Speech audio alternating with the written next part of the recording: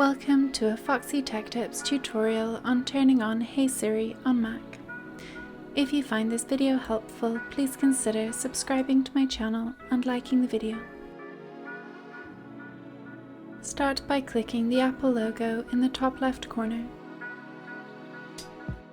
Choose System Preferences from the menu that appears.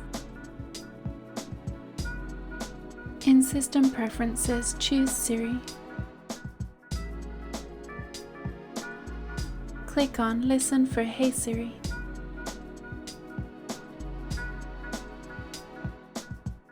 Click Continue and then follow the prompts on the screen.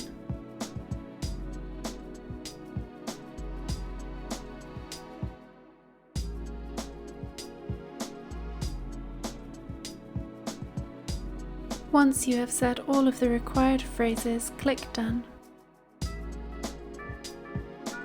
Hey Siri is now set up on your Mac.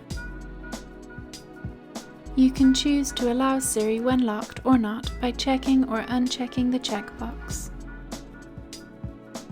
You can change Siri's accent and voice type at the bottom here. And that draws an end to this tutorial.